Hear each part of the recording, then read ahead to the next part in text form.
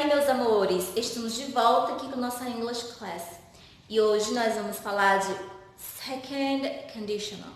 Já vimos a first conditional, não foi? Lembram? E hoje vamos falar da second conditional, tá certo? Para que serve a second conditional? É para você falar, descrever situações irreais, imaginárias, certo? É tanto que você vai ver que em uma dessas frases nós vamos utilizar o verbo no futuro do pretérito. Como é esse verbo no futuro do pretérito mesmo? É aquele iria, eu comeria, eu faria isso, eu faria aquilo, eu diria isso, eu diria aquilo. Né? A gente não usa essa palavra iria, né? Em inglês a gente vai ver que nós vamos usar esse tempo no second conditional, tá certo? Primeira coisa que é importante de ver, de saber, é que ela é separada em duas, como nós já vimos na first conditional. A if clause, que é a que tem o if, certo? Que é a nossa condição. If, que é condição. Significa até assim, né? Esse if. Então, a expressão que tiver com isso aqui é chamada de if clause, tá? E a outra, que é o resultado da minha condição, vai ser chamada de main clause, que é a minha oração principal, certo? E vai ser nessa oração principal que nós vamos utilizar o futuro do pretérito, tá? E aqui na if clause, você vai ver como é que é formada a estrutura. Vamos lá? Nós vamos ter o if mais o sujeito mais o verbo no passado. Past simple. Nós vimos esse tempo verbal past simple, não é? E na main clause, nós vamos utilizar o sujeito mais o would, certo? Mais o verbo no infinitivo sem o to.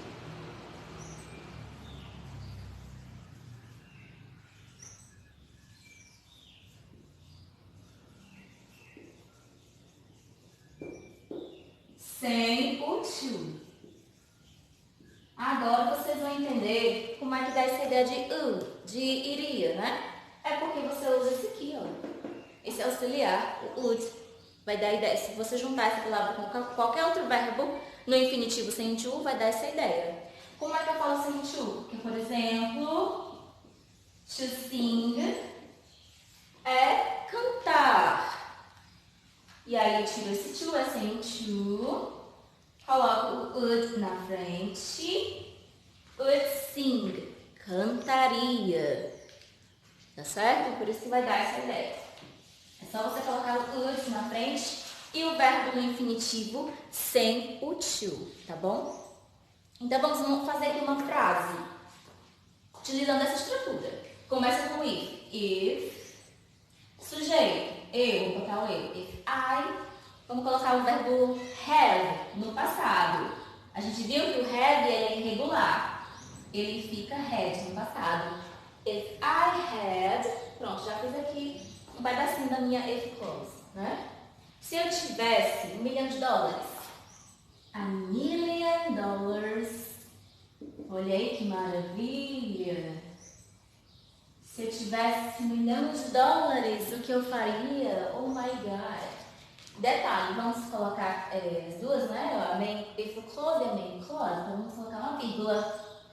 Certo? Eu posso continuar lá, porque não vai ter mais espaço, eu vou botar pra cá pra baixo. Eu, I, olha, sujeito, would, compraria. Vou pegar o verbo comprar, que é to buy. Aí eu tiro to, deixo só o buy.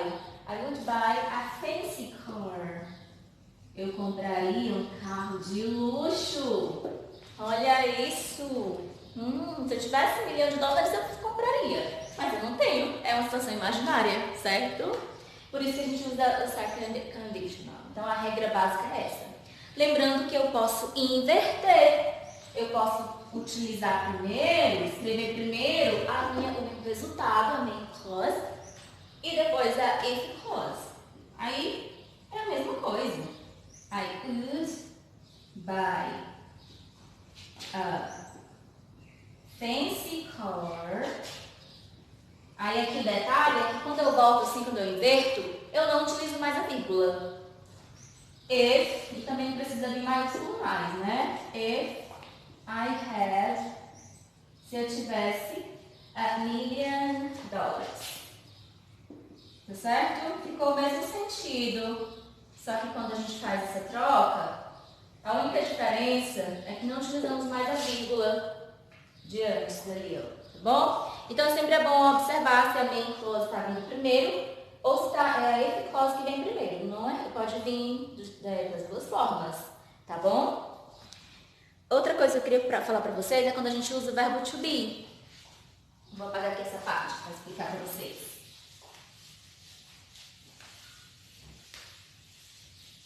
Olha, o verbo to be é para você formar aquelas situações assim. Para você falar assim, ó. Ah, se eu fosse você, eu faria isso. Se eu fosse ela, eu faria isso. Aí a gente vai usar o verbo to be. E a gente sabe que o verbo to be ele é irregular, né? E ele pode ser was ou were. Was é para a primeira pessoa, I, e para a terceira pessoa do singular, he, she ou it. Só que a coisa boa do second conditional é que você pode usar só o were em todos os pronomes. E ainda vai soar mais formal, olha isso, que top! Então, if I were, se eu fosse, é isso que você vai colocar para indicar, tá certo? Aí, se a gente fosse colocar uma frase assim, se eu fosse você, if I were you, eu voltaria para a escola. Ai, como é que faz voltaria? É só saber como é que faz o verbo voltar. Eu iria, vamos colocar, iria para a escola, né? Pode colocar go. Would go back, voltaria. To school, eu voltaria para a escola. Certo? If I were you, I would go back to school. Se eu fosse você, eu voltaria para a escola, eu voltaria a estudar, tá bom?